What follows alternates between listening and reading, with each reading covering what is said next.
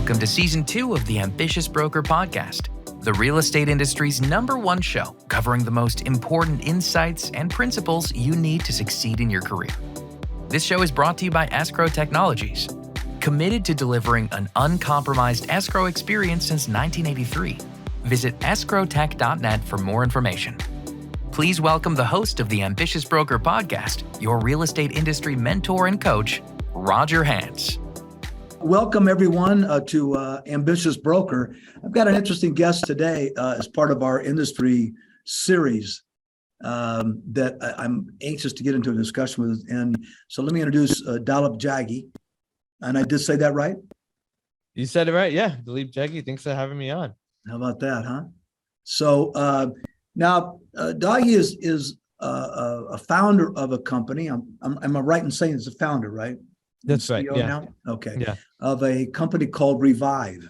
Yeah. It's a very, very interesting concept that I thought would be really good to share with people here, because I think Jaggi, Dalip, particularly with the way the market's changing right now, I think the demand for what you guys are doing is going to even go higher. That's right. We've been kind of we started 2 years ago in 2020, and we've been kind of waiting for this downturn, correction, whatever you want to call it. But I think our product and services more demand when the market, hasn't been on such a bull run the last 2 years. Yeah, I think you're right. I mean, I'm seeing the number of promotions through email of properties has probably gone up 10 times. It's like every time I open up my email systems today, it's like it's all promoting listings, and it used to be a fraction of this. So it speaks to what we all know is happening as more inventory standing and so forth. So I think they're going to need your help. So why don't we talk about what kind of help that is? Yeah, absolutely. And before we do that, let's take just a second and say that your company Revive has been endorsed. Is that the right word to use? Endorsed by NAR? Yeah, I guess so. I mean, NAR came in as like a seed investor. So like NAR has a venture arm by the name of Second Century Ventures, who then have like a startup or incubating kind of arm by the name of Reach. It's a seeding round of investment kind of, right? Yeah. I mean, so I think the big thing is like NAR is like, hey, we understand that technology and innovation is going to be happening in organized real estate. And what would be smart of us to have a piece of that. And so they were like kind of early investors into DocuSign, Knock, quite a few companies. And we were blessed with the opportunity of being accepted in this year's, 2022 cohort. So they select like 8 companies every year, and so we were stoked to be a part of that. Yeah, well, that's an endorsement. Yeah, I guess in some way. Did you get some of their money? Yeah, we got a little bit, but it wasn't really about the money. It was more about the connections. Well, if you got anything from them, I think that's a positive thing. So congratulations. We clawed back all your guys' dues. So let me ask you a question. Would you say that your service, would you call it concierge service? Because there's companies out there who have so-called concierge services. Yeah, I mean, how would you describe it? Yeah, it's an interesting. So concierge has somewhat become like a buzzword in the space, and I think it's like a synonym to money for presale renovations. So I'll call out who really coined it. I would like to say is Compass. Compass like smashed it like 5 years ago with like Compass Concierge, and they're like, if you list with us, we're going to front the money for these renovations. And it kind of, they started acquiring brokerages, and they kind of left the brokerage industry needing to respond to this, to say like, what are we, Coldwell Banker and Sotheby's and Keller, going to respond to this? Because they were losing agents to Compass just based off this concierge program that they had. Right. So I would say in some ways we're similar, but in a lot of ways we're different. And we like to try to disassociate with the word concierge, because other brokerages have come up with concierge. And like I said, it's a synonym of just the money. But with Revive, we're not just the money to pre-sale renovations. We think homeowners and agents need guidance around what renovations to do and which ones to not do so they can maximize their profit. And in addition to that, a lot of like Compass Concierge, they don't really help you with the contractor itself, which is like all the heavy work. So we kind of provide the oversight to the contractor and making sure people can renovate and have trust and confidence in what's normally a very broken experience. If you've ever hired contractors ever in your life, it's Right. just fragmented completely. And so we want to improve that experience by being much more robust than a typical concierge, outfit. Yeah, I think that's valid. Concierge really doesn't do justice to the full spectrum of the kind of service you provide. That term, I think I first heard the term used back in the 90s. There was a company, John Douglas in LA and Fred Sands in LA, and they used it. And it was an abbreviated. It was really turn on the water and power and help you move and stuff like that kind of so-called concierge. So I agree with you. I think it sort of short changes what you do. And also, I thought what was really interesting about when I first heard about you and what you're doing is that you instantly became a tool for every broker who ever found the concierge concept with Compass to be a competitive disadvantage. Oh yeah. You can service every company and not just one. I think Redfin did something kind of similar. Redfin has a similar sub, like 25 grand, if memory serves me correct. Something like that, yeah. But they dabbled with it. Yeah. And one of the problems is you have companies that are really, as you and I both know, it's hard to run a company and be good at one thing. Yeah. So when I first heard it, my first thought was, well, are you guys selling houses too? No. Well, you mean all you're going to be doing is this? Well, yes. How can you not be better at this? So anyway, so let's break it down a little bit. Tell me the full scope of services that you're providing right now. Yeah, we're really focused on just the pre-sale renovation aspect, and we have no interest, we don't want to be a mortgage broker. We're not a real estate agent. We want to stay in our lane and be brokerage and agent agnostic to this problem that lives today.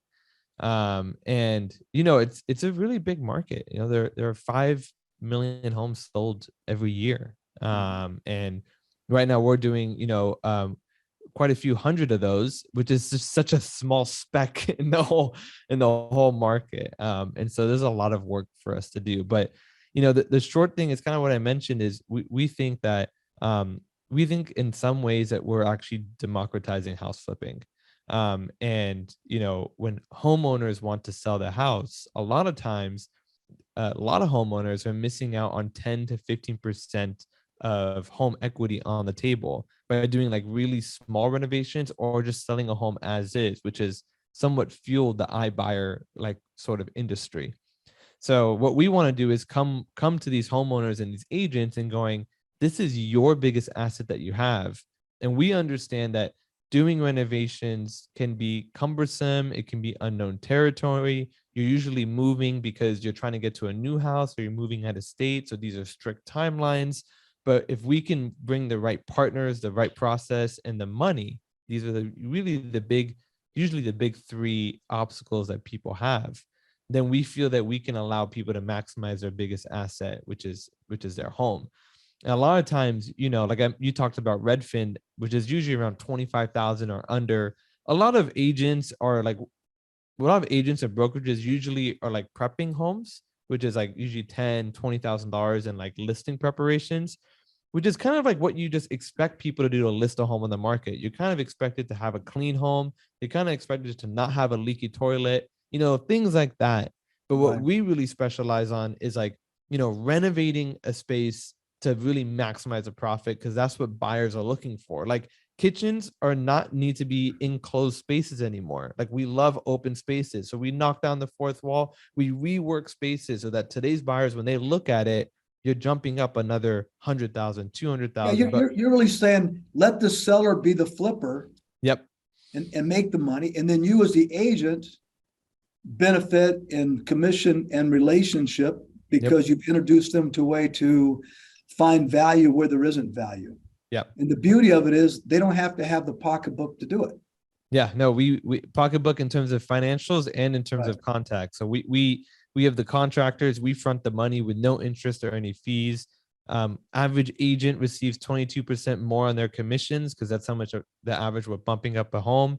Homeowners are walking, they're the ones taking the money to the bank with another $50, $100, $200, $300,000 in new profit, Right. which can change the trajectory on a lot of people's, I speak to a lot of folks who are, entering the retiring years, and another 150, 200,000 is not far from the imagination in California. That's more like the norm.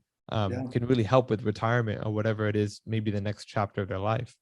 Do you have a limit on how much you will invest for the seller? No limit. So no minimum, no maximum.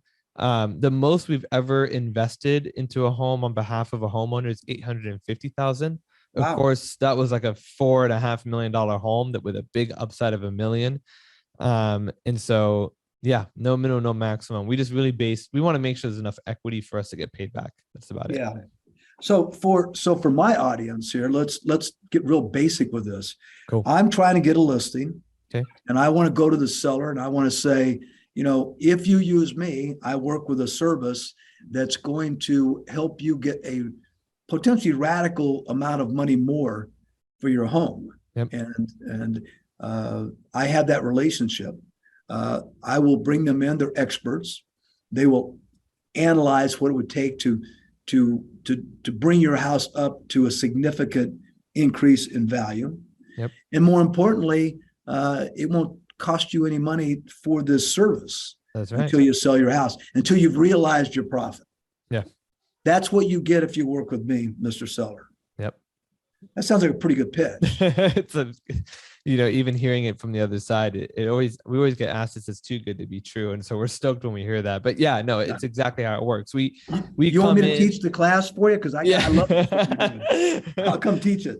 I love it. Yeah, no, I mean, it all starts with what you just said, analyze. So like we work with the agent to analyze the property. Now the agent is so they are the center of this whole transaction because they are the local expert. Like they help us with the comps. We study the neighborhood. We get a Matterport on the property itself. And then we work with the agent to go, let's put together a renovation plan. And then we show that to the homeowner. And usually we'll hop on a call with the homeowner and go, hey, Mr. and Mrs. Homeowner, pleasure to meet you. Me and your agent, Roger, here have now met for an hour discussing your property. Here's what we came up with, and here is why. And so a lot of agents can use that as a way to close the listing because they're like, look how much work I just did without you hiring me. Imagine when you hire me, what we're going to do. And so it's been, we want to keep us as a partner of the agent, and they're the that Matterport becomes a really important tool for you guys from a logistics standpoint then to be able to reach out geographically beyond your headquarters. Yeah, our headquarters is in Irvine. For those who are listening, it's in Orange County, California, but we serve Texas, Tennessee, Florida, Washington, Oregon. And so Matterport's a great way because we have a 3D printed model of a home. So most agents use Matterport to sell a home.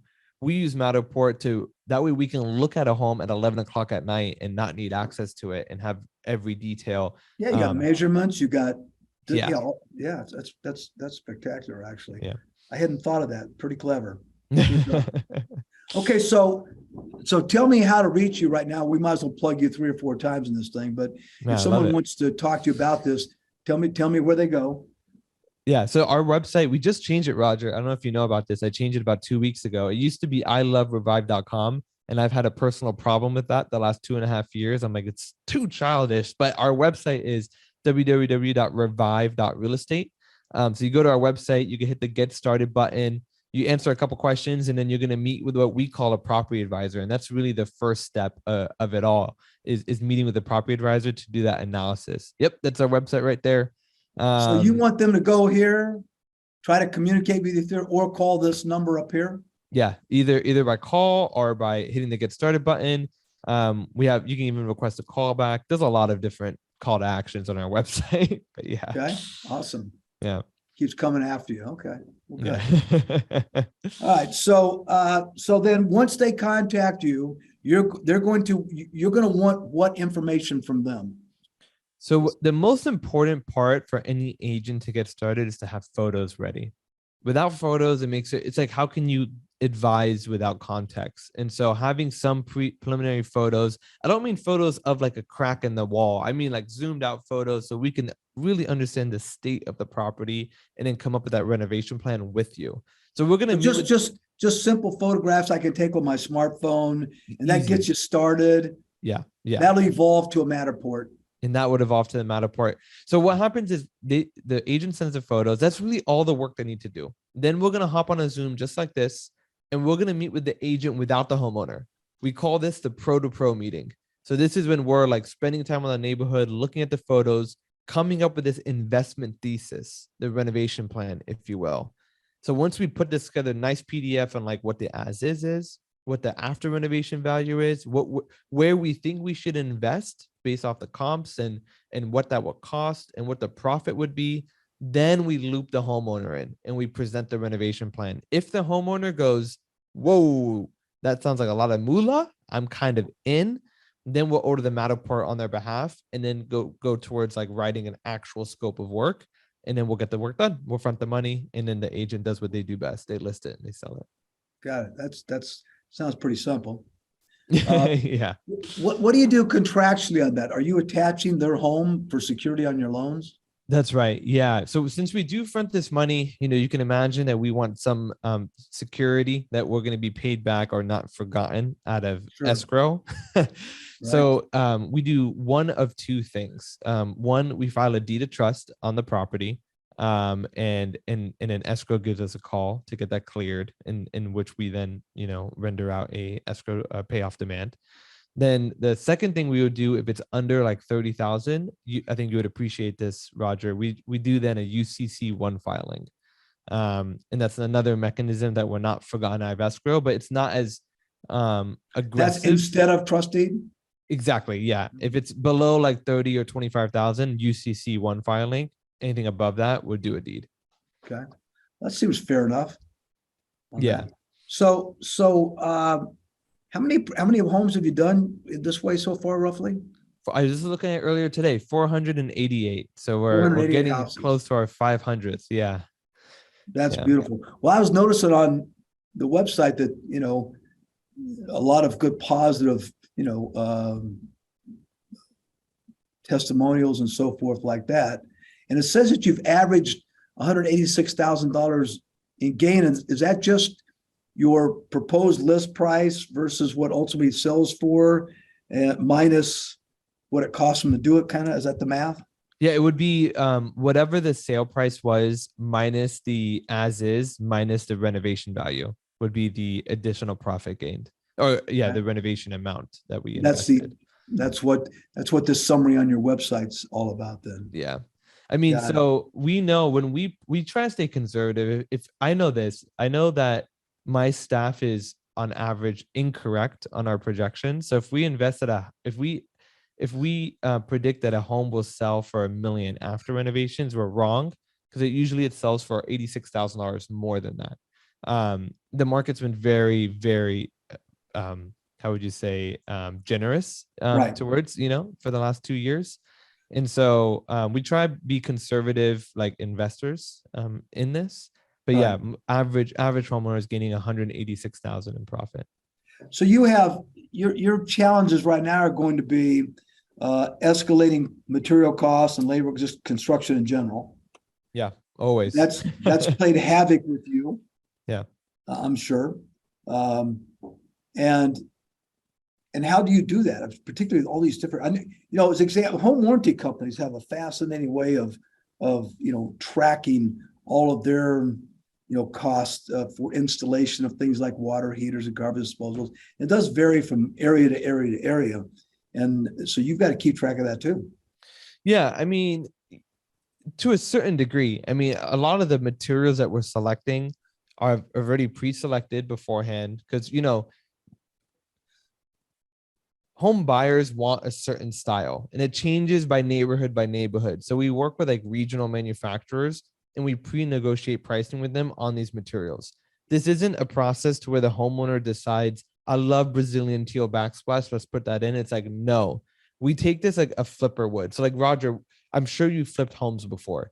Time is like of the essence. if matte black is not in stock, you're not going to wait for matte black. You're getting another black and you're getting it done, because that's not going to make a difference in the price tag of selling this home. Like, our commitment is to sell this home like quickly and for the price that we want. And you're not going to be living in it. And you're not going to be living in it. So we take a very much like a flipper mindset, like to this for the homeowner. So this isn't like, design your own remodel. So that's answer number one. Answer number two is a contractor. When you flipped homes, Roger, you probably had your go-to contractors. You're like, Henry, Luis, whoever, you'll call them up there, pick up your phone, because they know Roger gives me 8 jobs a year. So that's the same thing. Like, we don't have hundreds of contractors. In fact, I do 40 renovations a month in San Francisco, and that's across 5 contractors. Each of them get like 5, 7, 9 jobs a month from us. And so when I call them and I'm like, we're starting a job on Monday, they know, like, I'm getting 5 jobs a month from Revive. On average, it's $120,000 contract value. Like, so they're ready to start. They're ready to get going. They're ready to allocate their people and give us priority service and the preferred pricing. So that's how we kind of manage, the construction side. Got it. Yeah, I'm impressed. I really am. Seriously, I think it's an awesome situation. To your point, my son develops homes, and when he was selling his own house, he was telling me a story about, and I may have shared this with you. I hope I didn't, but he had he had called up a bunch of his broker friends and says, I'm thinking about selling this thing, come over and here's what I want for it. And it was shown by 6 or 7 people before it got listed or put in the multiple or anything. And in every single case, they said, your house is a little dated, right? And so, but one of the people had, and his wife, by the way, is a designer. And so, it's a funny remark, but so he says, so one of the people did make an offer. It was substantially less than what we wanted. But what was interesting about it was, I said, okay, I got it. He goes, I sent them away. I spent $40,000 in doing some work in the house, mainly paint, flooring, staging. They moved out of the house into the new house, staged their house. And it took about 6 weeks, I think, from start to finish to turn the whole thing over. The lady that made him the offer he didn't want came back and offered $300,000 more for the same exact house. And he says, Dad, here was the funny part. She stood outside on the patio and said, I can't believe how much work you've done to this place. Yeah. Since I saw it. Perceived value. Perceived value. Such a crazy thing. Yeah. And I think that's really the magic you're trying to tap into with what you do, right? Yeah. I mean, like, look, when you and I know, when we look at damaged floors, that it's a $15,000 thing. But most home buyers walk into a home, and if they don't like the floors, they think it's 50. And so it's just perceived value. The buyer doesn't understand pricing, so they think, wow, it's outdated. I need $50,000 less, and then when you do the work, it's like they think it's worth that much. And so, but I think away from perceived value, it's that the buyers today, are, first off, I think NAR released this, majority of them are millennials, and they kind of grew up like watching HGTV. They don't have any more money. They just bought a down payment on the house. They have no money for renovations. The patients, they're working long hours, so I think that buying group wants move-in, Instagrammable, photogenic homes, ready, and they're willing to pay more for it, because, Roger, if it costs $100,000 more on a sale price, what's the difference in that in a mortgage? Right. $100? Yeah, I think if in fact, I think that's part of what you're seeing in the market today. I'm hearing that as things have slowed down, the homes that are really, really nice and look like minimum amount of work for the incoming buyer seem to be selling fast, or just as fast, or almost as fast. Yeah. And that some of the problems are coming from some of the less attractive kinds of places. So that leads me to my last 2 questions for you today, because you told me you were in a big rush. So, and that is it's a one question, but 2 parts. And that is, how about a buyer who would like that service after they've bought the house. Yep. And the second part of it is do you think that's something that a buyer could present to a seller today so that he can do what you said, and that is get the improvements put into his new loan rather than be cash out of pocket? So yes. I'm wondering if there's the buyer side of this could be selling your service and not just the seller side. Are you having that experience? Yeah. I'm going to tackle, that's a very good question. I'm going to tackle the second one first, which is, can the buyer ask for the seller to do this? Right? It's kind of what you were saying. Yeah. And the answer is, we've had some agents representing the buyer that know what Revive does represent it. The only caveat in the whole thing is that it's the seller's house. And so it's not. So you have to get the seller to sign off to be like, sure. Like, hey, I'll buy that house for 1.1 million, but I need you to do the kitchen, the floors, the paint, whatever, and bake it all in. If the seller is okay with it, you know, we haven't done many of them, a handful, but it has happened before. But I mean, a buyer, in theory, a buyer might go to a seller and say, listen, for my personal financial reasons, I'm better off to have this work done before I buy it. Yep. It's going to cost $150,000. I will pay you $200,000 more if you will do this. Yeah. And everybody ends up being a winner in the deal. Yeah. Yeah. And it's worth it to someone. Yep. 100%. It's an interesting approach. I think you have to have a creative agent to make the deal work, you know, and how you approach the seller agent and getting it signed off. Well, it's very hard to do that the last 2 years. I think now, as depending on the state of that condition of the home, you could definitely do that. Well, Dalip, we're entering a market right now where these agents better get creative. They have to. They better expand their skill sets some right now.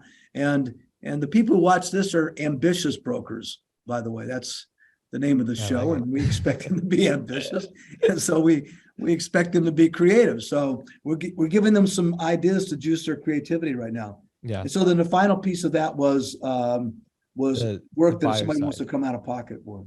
Yeah. So I mean, we don't market that we would do like if you wanted to hire us to do your own home, we would do it because we like to, you know, we're a startup and we like to try new things, but it's not a product that we market because the decision tree is much different. Right. Like if I had to work with you, you may be more picky on certain things versus on the prepared to sell side. It's like, you know, we're like the contractor, the homeowner, the agent, and Revive are aligned on like a target date of August 1st. Right. And that's when we get stuff done quick, you know. Timing's critical in this business. Yeah. So, you know, what most renovations take 6 months, we do in like 6 weeks. It's because of that decision tree, I believe. And so we can do it. And it's not like a marketed product. Right.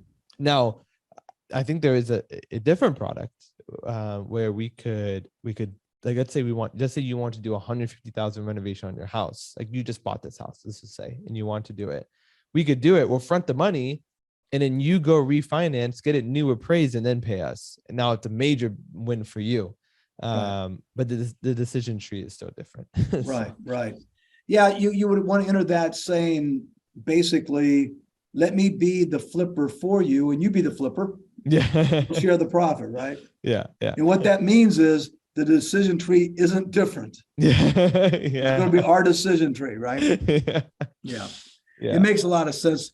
Well, listen, thank you for sharing. And I wish you a lot of success with this, because I think it's a great tool for people to use. And one more time, if you will, Dalip Jaggi, and the website is again www.revive.realestate. And thanks for having me. Always love sharing our message.